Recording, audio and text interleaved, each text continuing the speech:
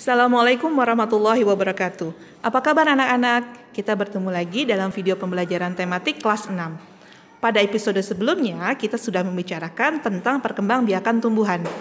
Pada video kali ini, kita akan mempelajari tentang perkembangbiakan hewan. Perhatikan hewan-hewan ini. Hewan-hewan tersebut termasuk hewan yang dilindungi karena populasinya hanya sedikit di dunia. Tidak seperti hewan lain, tingkat perkembangbiakan hewan-hewan tersebut sangat rendah.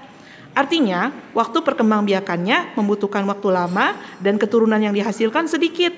Akibatnya, hewan tersebut terancam punah. Tahukah kamu bagaimana cara hewan-hewan tersebut berkembang biak?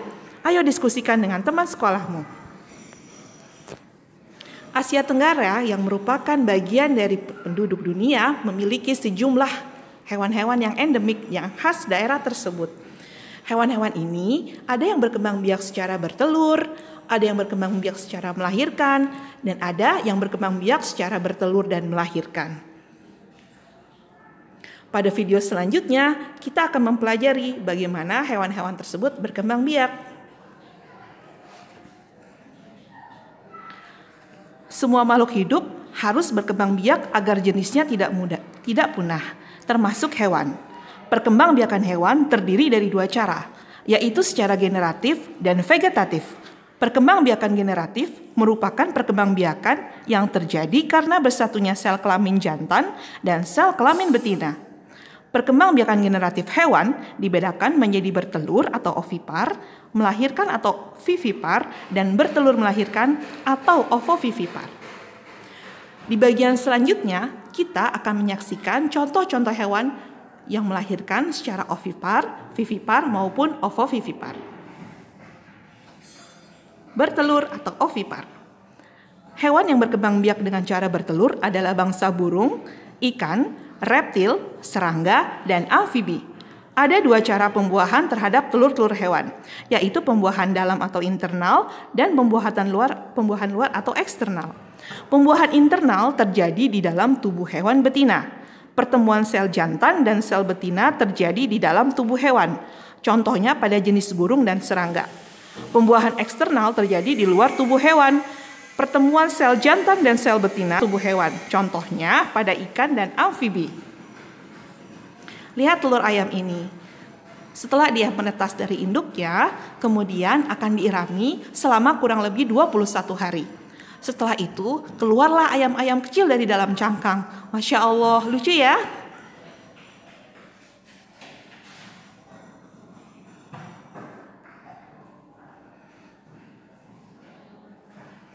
Cara perkembangan biakan selanjutnya adalah melahirkan atau vivipar. Hewan-hewan yang berkembang biak dengan cara melahirkan antara lain sapi, kuda, harimau, orangutan, pesut, lumba-lumba, dan paus. Pada hewan vivipar, bayi hewan yang baru lahir akan disusui dan diasuh oleh induknya. Hewan yang menyusui anaknya disebut mamalia. Ini contohnya. Masya Allah, luar biasa ya. Anak gajah ini baru saja keluar dari perut induknya. Ibu gajah akan berusaha sekuat tenaga mendorong anaknya keluar dari perut. Pada beberapa persalinan, gajah memerlukan bantuan manusia. Tetapi tak sedikit juga yang bisa melakukannya sendiri. Masya Allah, luar biasa ya.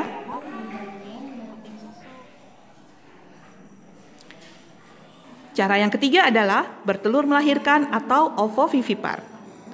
Selain hewan ovipar dan vivipar, ada juga hewan yang berkembang biak dengan cara bertelur melahirkan atau ovovivipar. Pada hewan ovovivipar, pertemuan sel jantan dan sel betina akan berkembang menjadi embrio atau calon bayi. Calon bayi atau embrio ini kemudian dibungkus oleh cangkang, namun tetap berada di dalam tubuh induknya. Embrio tidak mendapatkan makanan dari induk, melainkan dari cadangan makanan di dalam sel telur. Setelah embrio berkembang sempurna, telur menetas di dalam tubuh induk betina.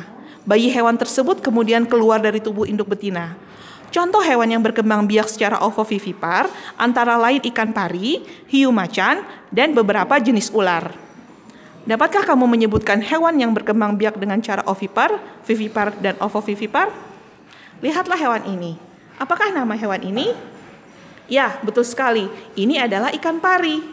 pari melahirkan bayinya setelah bayinya berada di dalam perut ibunya dalam bentuk cangkang.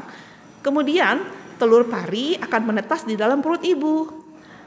Lalu lahirlah pari-pari ini.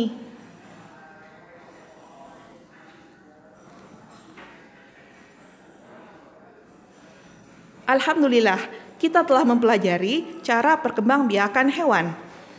Insya Allah pada pertemuan selanjutnya kita masih akan mempelajari tentang hewan, bagaimana cara melestarikan hewan dan sebagainya. Semoga video pembelajaran kali ini bermanfaat ya, dan semoga Allah memberikan karunia kepada kita berupa ilmu yang bermanfaat. Subhanakallahumma wa bihamdika asyhadu an la ilaha illa anta astaghfiruka wa atubu ilaik. Wassalamualaikum warahmatullahi wabarakatuh.